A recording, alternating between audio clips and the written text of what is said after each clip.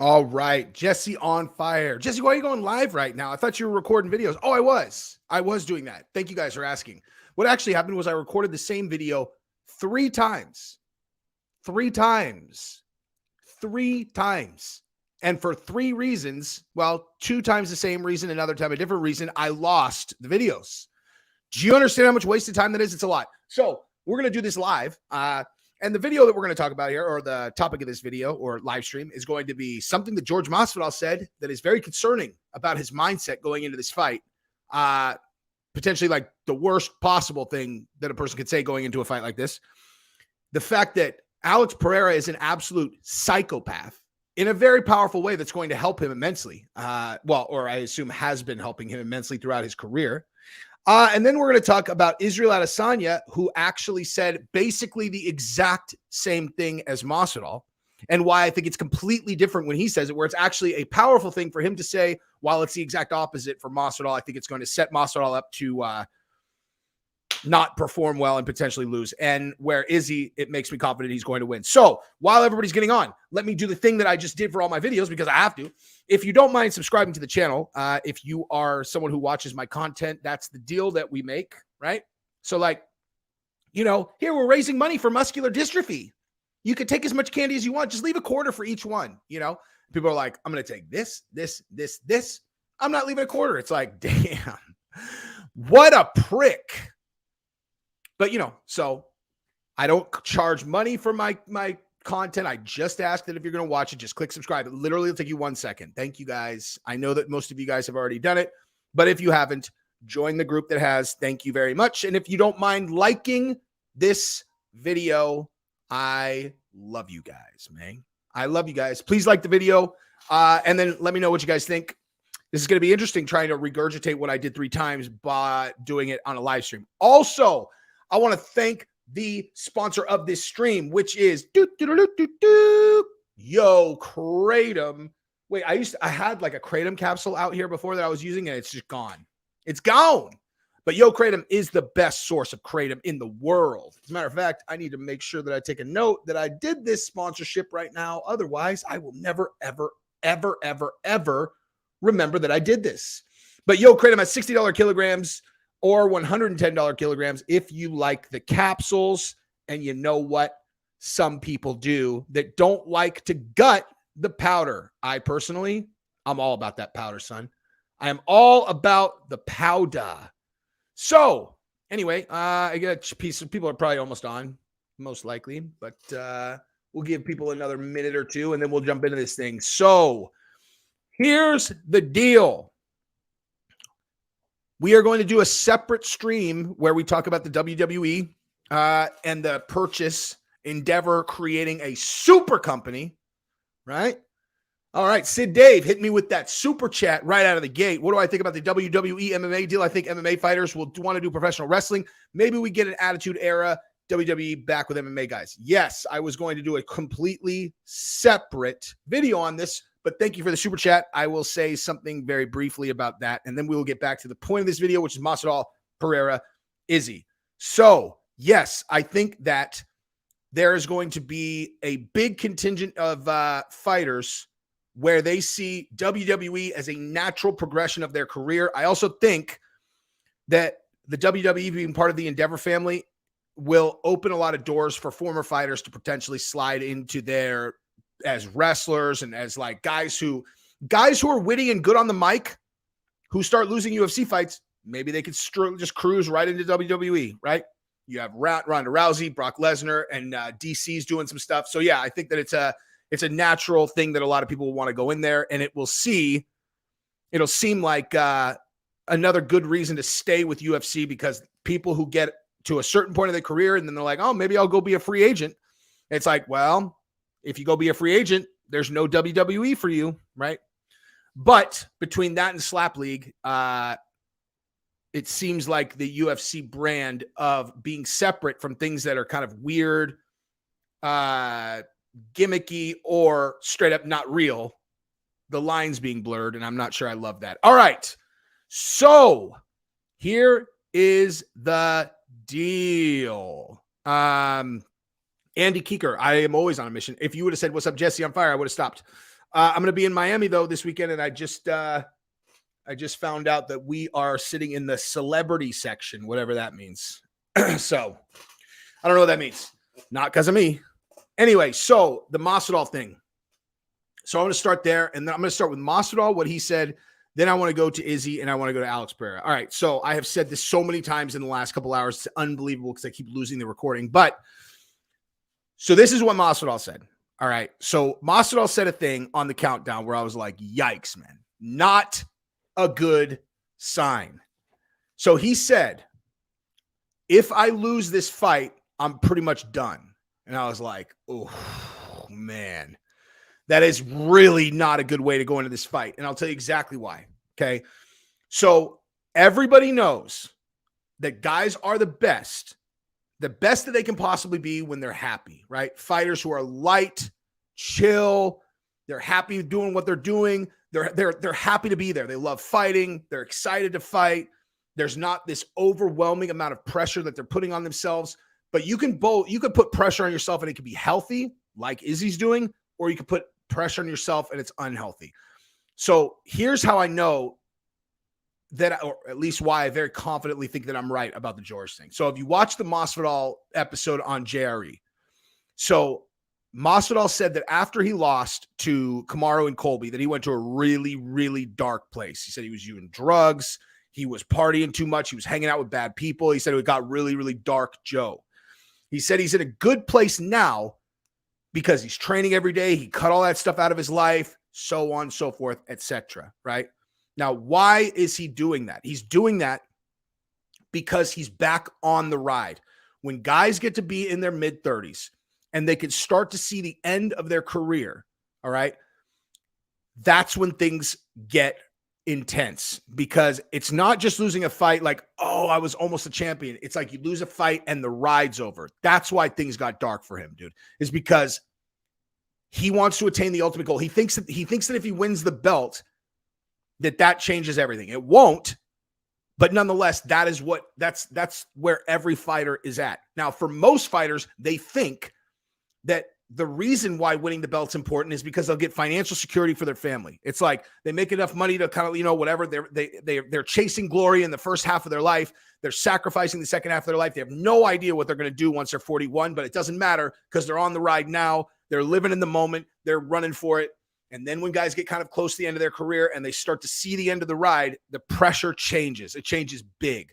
It becomes a very different kind of pressure, because the end of the career for a fighter is this black hole, right? They have no idea what it's going to be. Very, very, very few guys transition into retirement in a healthy manner. Very few guys, because they go from this incredible, dramatic, passionate journey with incredibly high stakes to nothing. And they have no idea what they're going to do. And it gets dark for most guys. That's why when George lost those fights, because in his mind, he's lost 3 in a row. That's the first time he, in his mind, is like, I'm not going to get another title shot. He thinks the ride is over, like he thinks the ride is over. I've been in a black hole before. I know. Okay. Like I've been in a place where everything looked hopeless. It's about as fun as getting bent over a chair and letting the Aryan Brotherhood run a train on you. Okay. Like it's the worst thing ever, except it just never ends, dude. It never ends. You wake up feeling like there's an elephant on your chest. You sleepwalk through the day. You try to find something that could potentially make you happy, and nothing can, right? And when these guys get to the end where the whole thing that they've been chasing their whole career, and it's like, it's not happening, that's a terrible place to be. And that is, I guarantee you, where George was at after he lost 3 fights in a row. Then Leon won the title, right? Leon won the title, and all of a sudden, the dream's back. Now, the reason why it's different for George is because for George, he made all the money already. He already made all the money. Okay.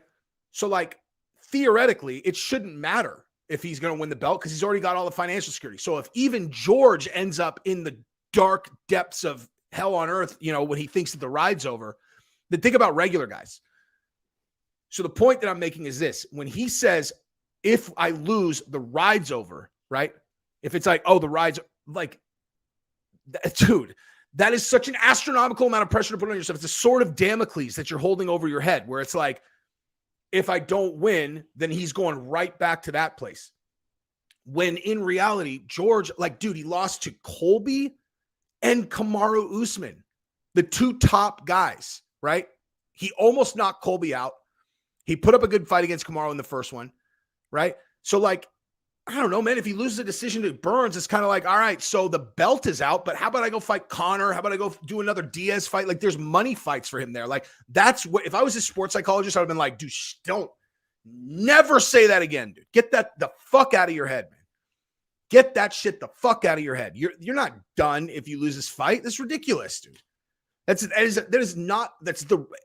not true. If you love to fight, there are money fights out there for you, dude. There's no reason to put that kind of pressure on yourself. And so, to me, that pressure there is like, that's a thing you say out of fear, dude. Like, where, you know, I guess I'm done if I can't get this done. That's a fear statement. Where Izzy said the same thing. Izzy said, I guess this is, or he said, this is my last shot, right? Now, you can interpret that any way that you want, but if you think Izzy's going to retire if he loses to Alex Pereira, you're wrong. He might switch weight classes, or he might do whatever, but Izzy's doing it. When you watch the countdown for him, he's doing it to intentionally set the table for this to be this incredibly, like, impactful moment in his movie, right? Like, he's one of these guys that's living his own movie. And so, like, he's like, this is my last shot. I've lost this guy 3 fucking times. This is my last shot. And that way, when he wins, it's like, you know, he overcame the biggest possible challenge. That's why it's completely different. They say the same thing and it's totally different. I saw Izzy say it and it made me more confident he's going to win. I saw Masvidal say it. I was like, yeesh. And I love Masvidal, dude. I really want him to win. You know, I really want Masvidal to win, dude. Especially given that, like, hang on, you guys. Jesus Christ. I had to block this fucking idiot. Too much blah, blah, blah. He said he was emailing me too. Anyway, so yeah, like, you look at like, people's mindset is the most important thing in this game. There's nothing more important than that. And so if you look at a guy who's got the sword of Damocles over their head, that is never good. It's the same thing as, like, this is the best way to describe it, actually. If you guys play blackjack, right? Like, if you guys play blackjack, it's like, if you see someone, like, lots of people make big bets, right? But if you ever see someone who loses a bunch of hands in a row and then they spaz out and they're like, God damn it, and they throw all their money in, they never win. I'm talking never. Me and Gabrielle, if I tried to guesstimate how many hands of blackjack Gabrielle and I played together, we're talking in the impossible to estimate, tens of thousands. Gabby and I play, like, if we're in a state or a city where there are casinos, Gabby and I are playing blackjack first. We'll play blackjack for 20 hours in a weekend. We never stop, dude. And I'm telling you, as a person who has played so much fucking blackjack that it's actually unbelievable, every time someone goes, all right, this is my last bet, they lose. Every fucking time. The stats on it are impossible. It's fucking impossible. The stats are impossible. I realize, like, people think that the world is all math and science and whatever, but there are certain things that I have personally witnessed over my life that are like, there's more to this reality than that, dude. There's no, like, just like random, it's like the random occurrences, because I'm talking, these guys are 0 for 1,000 with me. You know what I mean? 0 for 1,000. Those stats impossible. They never win, never. And that's the exact same energy of, like, oh, if I guess I lose and it's over. It's exactly the same thing. So listen, I hope I'm wrong. I really do. Because I would love to see George win. I would love to see him go and fight Leon. I would love to see the end of his career be this storybook ending. I would love it. But man, I did not like the look of that comment at all. Now, Alex Pereira is a psycho, dude. He is a, oh wait, hang on. Term psychopath is overused. Okay. I mean, guy. He's not an actual psychopath. What I'm saying is the following. So I was watching the countdown, and when they were doing the Alex Pereira part, like there's a scene where he's in Bangkok, or I'm sorry, not Bangkok. He's in Thailand, and he's eating dinner or lunch with this guy who was he's the guy who runs like the biggest kickboxing promotion in the world. And he's known Alex since like 2012. And Alex, like he gave Alex an early shot or whatever. And they still talk. Right. So the thing that I look for, and I mean, obviously when I'm handicapping a fight and I'm trying to decide who I'm going to bet on, the two ways that I do are just like I bet on this one. It's like, if I really want someone to win, then I'll bet on the other guy. And that way I win either way. Cause it's like, if I lose the bet, awesome. The guy that I wanted to win won. So I parlayed Burns and Pereira for that exact reason, where if one of those guys loses, that means either Izzy or Masvidal won. So that's fine. But when I'm also if I'm like just looking to like, who do I really think is going to win? I'll obviously do the X's and O's, but then I also look at their mental, dude. And so like the thing I'm talking about with Masvidal, stuff like that. And with Alex, I was watching him and I'm like, and I all of a sudden just got this read on him. I'm like, dude, he's one of the only people that, you know what, let me rewind it. Do you guys want to know what the most overused statement is that people say and they almost never ever mean it? Like, or they say it and it's not true. They say it about themselves and it's not true. This is what it is.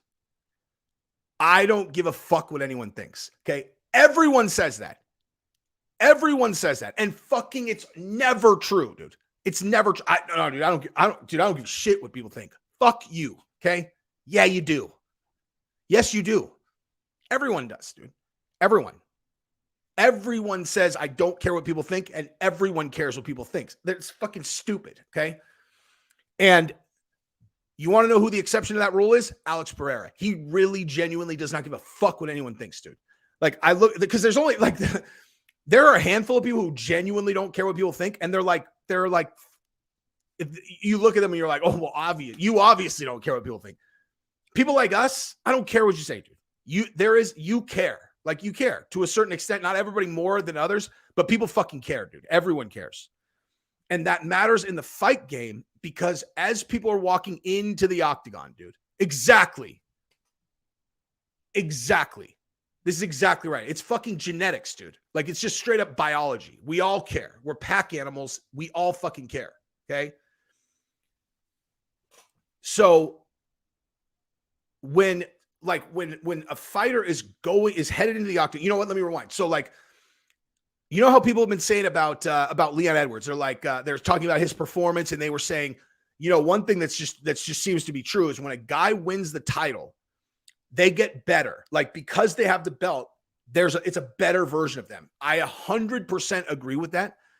And the reason for that, in my opinion, beyond the fact that they know they beat the last champion, is because as they're walking into the octagon and they're absorbing the collective thoughts of the people in the crowd, everyone's looking at them like, that's the champion. And they're like, and they know everyone's looking at them as that's the champion. And it's like, and it's like a suit of armor and confidence that everyone knows you're the champion. Now, you can't win on that alone, but that will make you a better version of yourself. And the inverse is true also. Like, if you're Darren Till, right? And like Darren Till, I use as the example because he's so good at connecting with the crowd. Like, you go back to his entrance against Jorge Masvidal, he's singing, you know, Sweet Caroline, the whole place is singing. He's like connected with the entire crowd.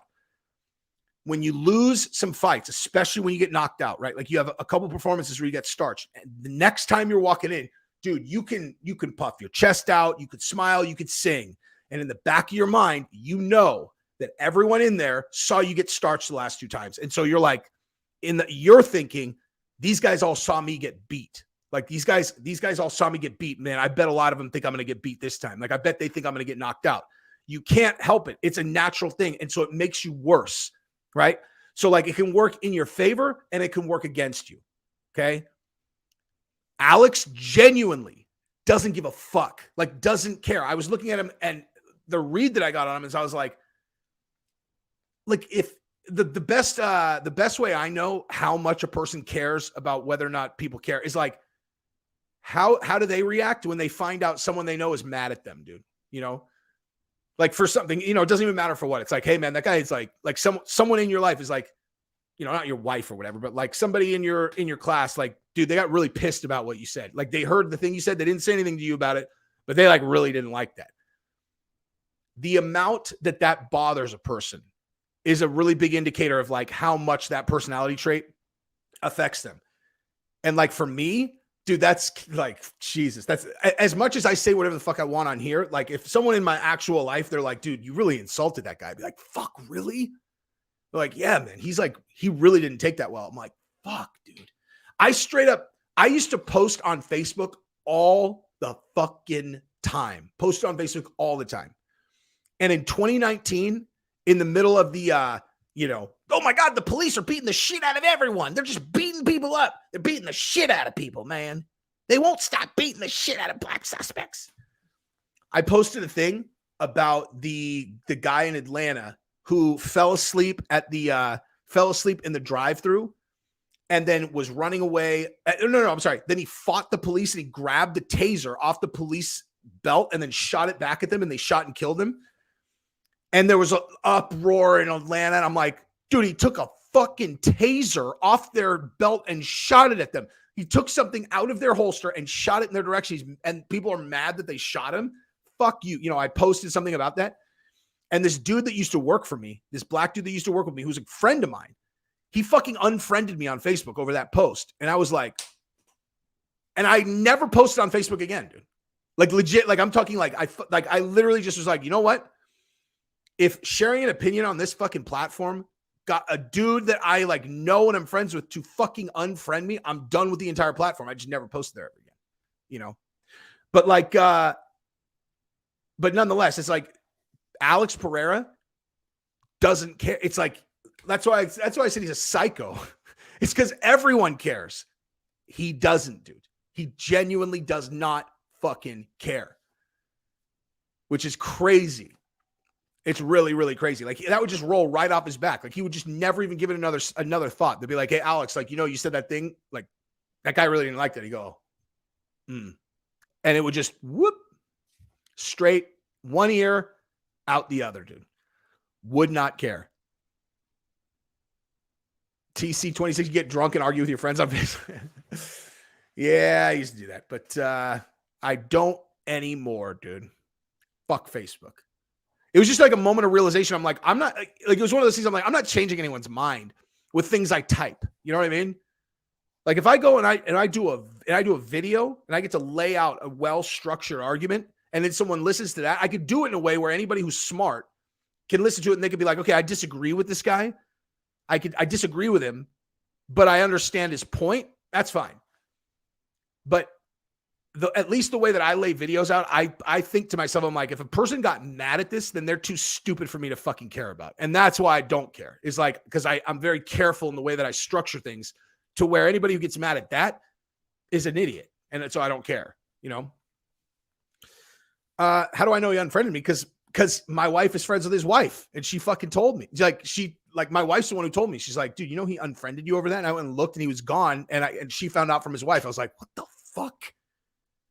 Wait, he thought that, like, he thinks that the cops shouldn't have shot this guy who fucking took a taser. You know what I mean? I was like, you know what? I'll tell you what. I do, like, if anyone could take a thing that I posted like that, then I'm out. I'm out the game, son. I'm out the Facebook game. But yeah. Let me think about, dude, I have so many things I wanted to talk about. This is so hilarious. So I filmed this video. I filmed that video 3 times. The first time it was 26 minutes. Second time it was 25 minutes. And now I just did it in 24 minutes, which is hilarious. I should probably sign this off and then actually go video, because I just snapped. I literally snapped that I couldn't get it done. Now it's done and it's on Facebook. So we're done. If anybody has any burning questions, let's do this. Ali Saeed, thank you very much, sir. Dana is not a psychopath. Dana definitely cares what people think. He says he doesn't. Yeah, right. Why does he get so mad then? You know what I mean? Like Dana doesn't care like I would say I don't care if I was in this position. He fucking cares. That's why he gets so pissed, dude. He's like when Dana says he doesn't care what people think, what he means is like, oh, people don't like Slap League. Fuck you. I don't care. Like he means it like that, but like he cares. That's why he's mad. You know what I mean? It's like, it's not the same thing.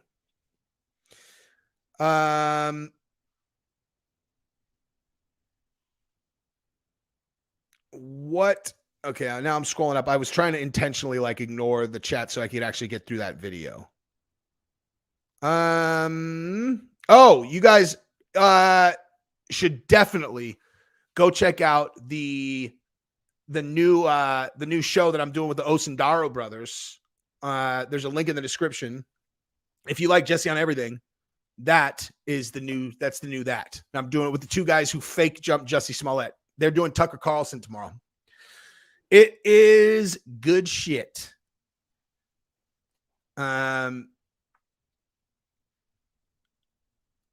So, man, who's my favorite boxer current? My old favorite, Mike Tyson's my favorite boxer ever. But, dude, I told you. It's sick, right? Like that movie is so good. I'm going to show you guys. If you guys are like, listen, if anybody knows good movies, please tell me. I fucking love, like when people recommend good movies to me, I'm so grateful. I fucking love watching good movies. I'm like, whoa, what's this? Okay, so check this out. I'm going to recommend such a vicious movie for you guys right now. So the two recommendations I have from last month are this movie in the top corner, I See You, on Netflix, and then the TV show, The Consultant, on Amazon. They are so fucking good, dude.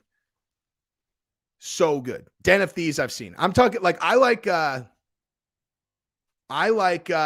like slow burn mysteries, dude. That's what I like. Like movies where it's like it's a slow to develop plot where you're like figuring things out as they go. And this one, dude, I See You is so fucking good, dude. It has like it's like twist after twist after twist. And each one is like, damn, I did not see that coming. And it makes perfect fucking sense. It's great, dude. Yeah, The Consultant is amazing. Yeah, I heard John Wick I still haven't seen John Wick 3.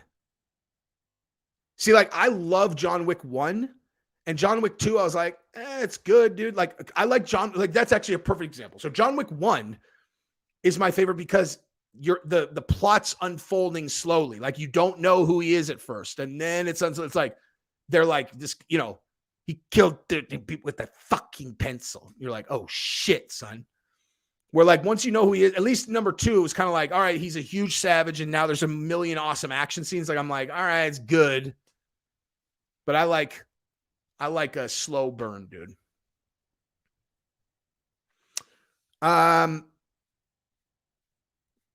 Yeah. You know what I think I'm going to do right now? I think I'm going to sign this off and I'm going to sign back on and talk about the WWE acquisition, because if I do them all in one stream, they just disappear, dude, because they're too long. People won't click on them. If they're under 30 minutes, people will click on them as if they're, like they're like regular videos. So I'm going to sign this off. And in 5 minutes, I'm going to start a new one about the WWE acquisition. And we will talk about that. That is what I'm going to do. I love you guys. Talk in 5 minutes. Peace.